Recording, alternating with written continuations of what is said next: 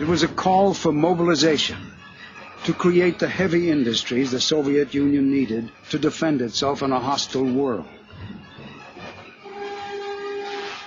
Construction worker Tatyana Fyodorova was held up as an example to others.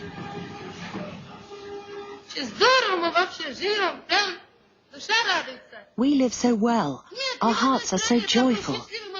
In no other country are there such happy young people as us.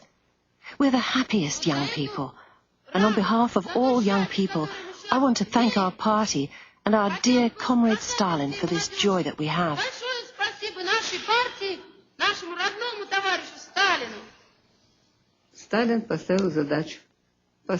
Stalin set a task.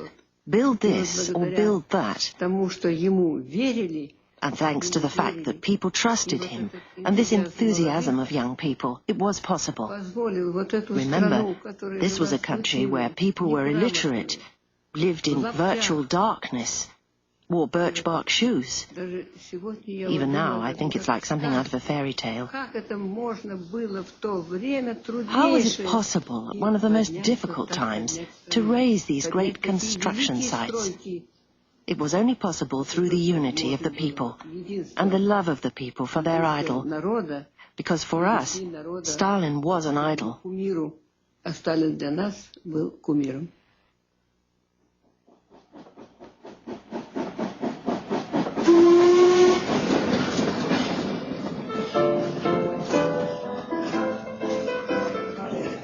With so much to build so quickly, workers were sent all over the country.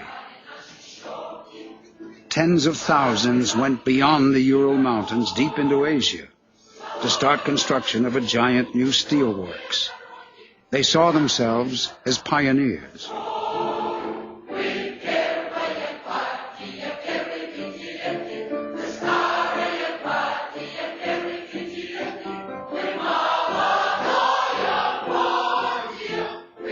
For Valentina Mikova and Mikhail Arkhipov, these were the most fulfilling days of their lives.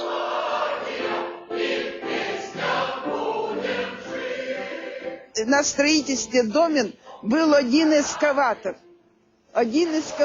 И то плохой. There was one excavator at the blast furnace building site, and it wasn't always reliable. So we dug all the foundations by hand. Понимаете, копошатся люди. The trench would be teeming with people.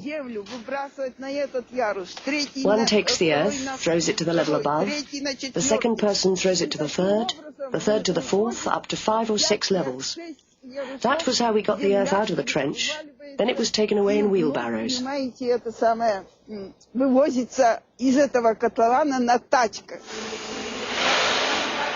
Magnitogorsk was modeled on a plant in Gary, Indiana. Among the workers were thousands of forced laborers, and all lived in terrible conditions.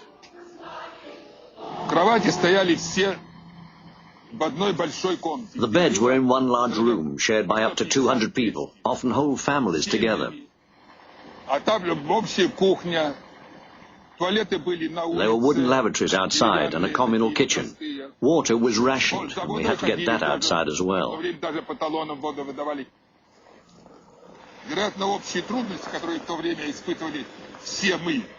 I think that we, the first construction workers of Magnitogorsk, were united by the difficulties we all faced. We were already schooled in our Soviet traditions. We felt the whole economy was ours, that we were the bosses, that we were working for ourselves.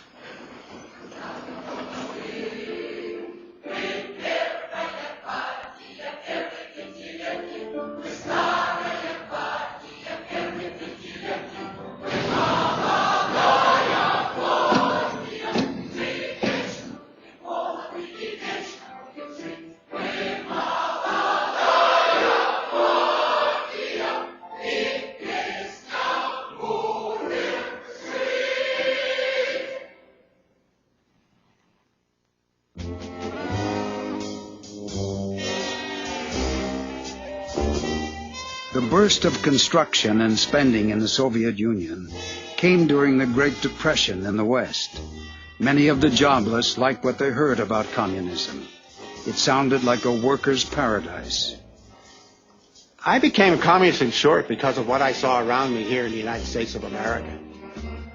There was misery, there were children going to bed hungry, there was poverty, and there was no reason for it. We were the richest country in the world, and I saw communists out on the streets demonstrating and trying to do something about it.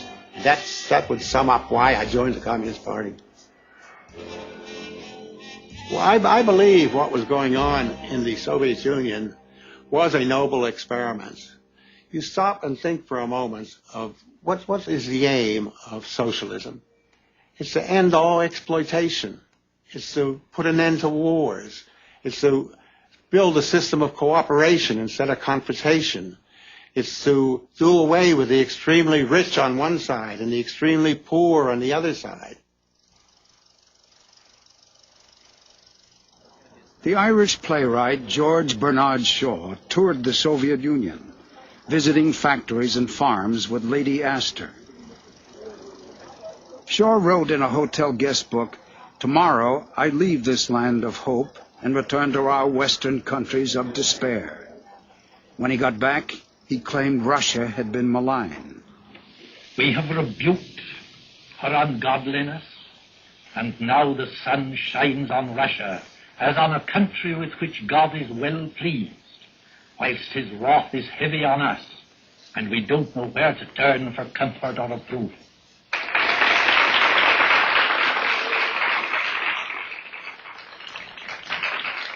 Soviet newsreels showed Stalin as a genial figure, head of the family of nationalities that made up the new worker state. But he was ruthless with anyone who challenged him. He demanded obedience at all levels.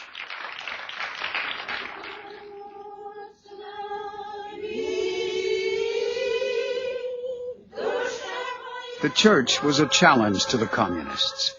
For millions of Russians, it was still a source of strength and offered the only alternative system of beliefs.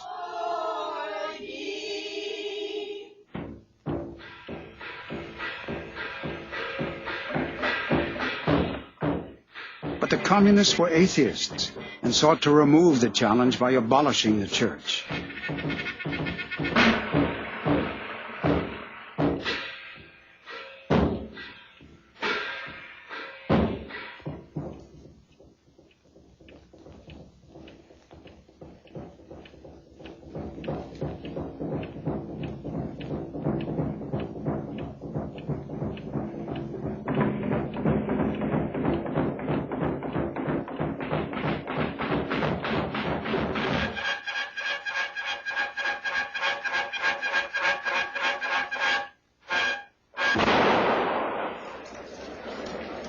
Village priests were ridiculed and harassed and forced to renounce their faith.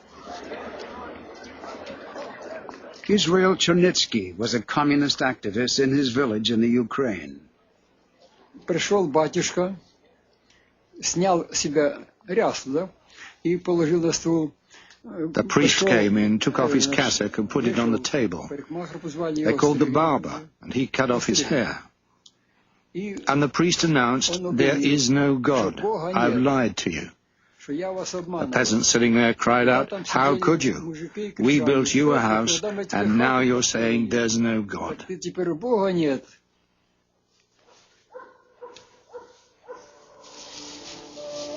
The greatest threat to the life of the peasants came when Stalin decided to end private farming.